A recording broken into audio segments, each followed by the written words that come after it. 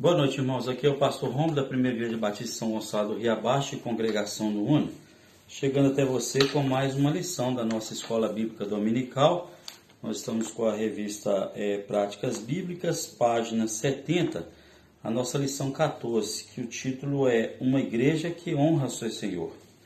Nós terminamos na semana passada falando da obediência ao Senhor Jesus, e agora a respeito da honra ao Senhor. E como é que os discípulos estavam inicialmente na igreja nascente honrando o Senhor? O Senhor Jesus tinha dito para eles que eles deveriam permanecer em Jerusalém.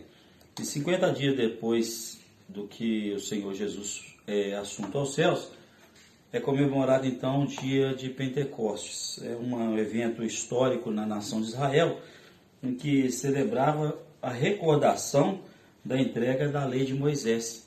E eles então ofereciam 2 pães com fermento, e esses pães então eram comidos pelos sacerdotes, e além disso eram também levantadas ofertas voluntárias para a manutenção do templo.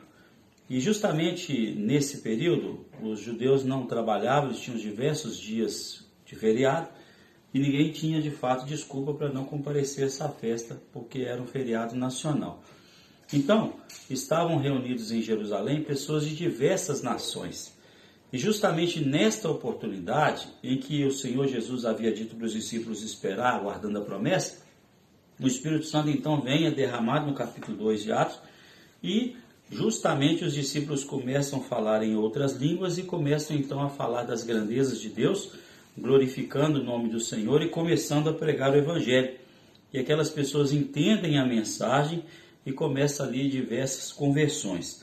Os discípulos então nesse período, honrando o Senhor, eles então tomam uma primeira decisão antes da vinda do Espírito Santo, antes da descida do Espírito Santo. Eles tomam a decisão de organizar a igreja administrativamente.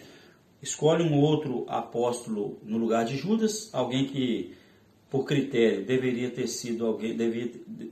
ser alguém que estivesse com Jesus desde o início do ministério.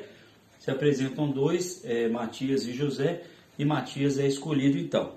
Então a igreja administrativamente ela precisa de considerar os fatos de que na unidade do corpo de Cristo ela precisa resolver as suas questões administrativas e as suas particularidades administrativas com relação a tudo que ela precisa fazer. Os discípulos então fazem isso e honram o Senhor com essa sua atitude.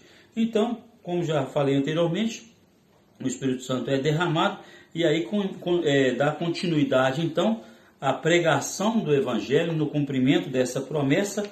O nome do Senhor Jesus é glorificado e é uma espécie de restauração, na verdade, daquele período de Babel, onde a confusão das línguas havia sido estabelecida. Agora há um entendimento, o reverso daquilo que aconteceu lá em Gênesis 11, 7 e 8. As pessoas então entendem a mensagem, se convertem e ali quase 3.000 pessoas são batizadas naquele dia e passam a fazer parte da igreja. Mas algo interessante também que acontece ali é o fato de que a igreja nascente aprendeu também a lidar com os zombadores.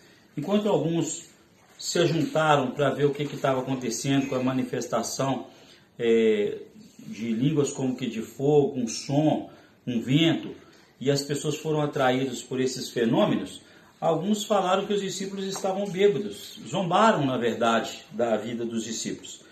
E não é diferente na vida da igreja hoje também, em que nós vamos encontrar alguns zombadores, críticos, em diversos momentos. Mas isso não deve servir de desânimo, pelo contrário, a gente deve permanecer no testemunho constante e fiel do Evangelho do Senhor Jesus. Paulo, depois desse evento, Paulo sofre oposição, disfarçada em adiamento, como as pessoas lá em Atos 17, 32, quando ele fala sobre a ressurreição, nós vamos ouvir você depois. O próprio Jesus sofreu oposição dissimulada em religiosidade, as pessoas tinham dúvida a respeito de quem ele era, e colocaram essas dúvidas diante dele, fazendo assim, se esquivando assim, na verdade, de entender e de aceitar o Evangelho. João também, o apóstolo, sofreu uma oposição disfarçada de religiosidade, lá em 3 João, versículo 9, e assim a igreja vai vivendo todas essas circunstâncias de oposição. Mas nós precisamos ficar atentos à pregação do Evangelho, a fidelidade e a honra ao nosso Senhor, cumprindo a vontade dele.